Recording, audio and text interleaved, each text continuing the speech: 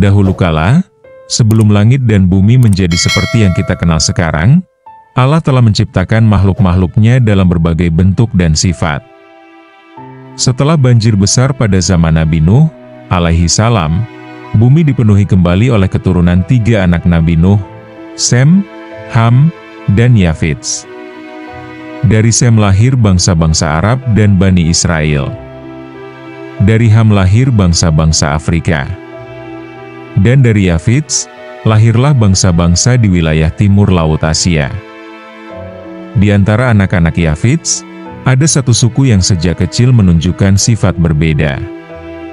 Mereka berbicara dengan bahasa yang aneh, dan tubuh mereka lebih kecil, tetapi gerakan mereka lincah, kuat, dan tak kenal lelah.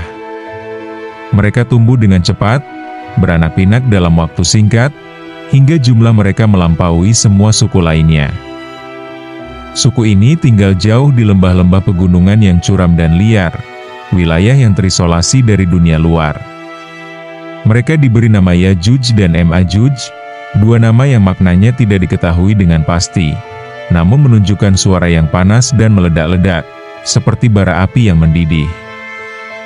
Yajuj dan Majuj tumbuh menjadi kaum yang tidak mengenal belas kasihan. Mereka hidup dengan menyerang satu sama lain, memakan apa saja yang mereka temui, bahkan sesama manusia. Mereka tidak mengenal hukum, tidak mengenal adab, dan tidak pula mengenal peradaban. Bila mereka keluar dari lembahnya, mereka akan membakar hutan, meracuni sungai, dan menjara seluruh wilayah. Bangsa-bangsa di sekitar mereka mulai hidup dalam ketakutan. Mitos tentang kaum perusak dari gunung mulai tersebar. Tetapi, siapapun yang mencoba memasuki wilayah Yajuj dan Majuj, tidak pernah kembali.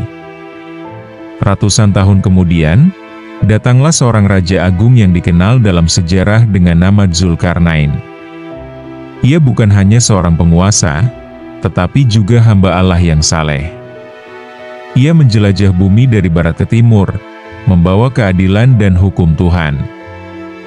Ketika ia sampai ke suatu daerah yang sunyi dan tandus, ia bertemu dengan penduduk yang berbicara dengan bahasa sulit.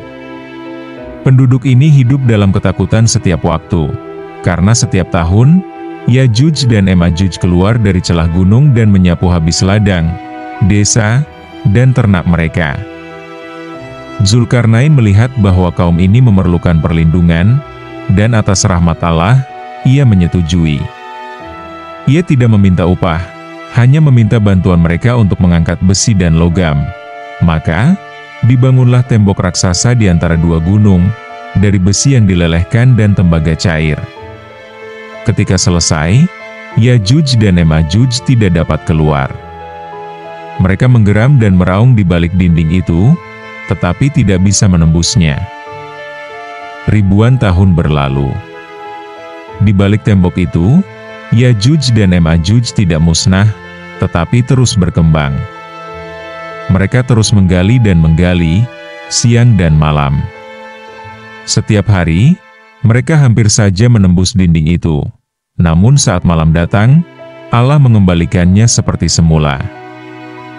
Nabi Muhammad telah memperingatkan umatnya bahwa keluarnya Yajuj dan Majuj adalah tanda besar kiamat. Mereka akan keluar setelah turunnya Nabi Isa, alaihi salam, setelah terbunuhnya Dajjal. Dunia saat itu sedang kacau dan lemah. Yajuj dan Majuj akan membanjiri dunia bagaikan gelombang. Mereka akan menyerbu kota-kota, meminum semua sungai, menghancurkan semua tanaman. Tak satu pun yang bisa melawan mereka. Pasukan, teknologi, senjata, semua tidak berguna melawan makhluk yang tidak memiliki rasa takut dan rasa sakit.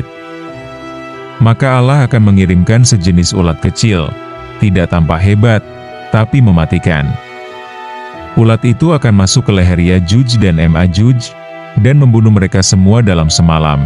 Setelah itu, bumi akan dipenuhi bangkai dan bau busuk. Langit akan menjadi gelap, dan gunung-gunung akan bersedih. Nabi Isa akan berdoa kembali, dan Allah akan mengirim burung-burung besar untuk membersihkan bumi. Demikianlah akhir dari makhluk yang lahir dari manusia, tetapi hidup seperti binatang.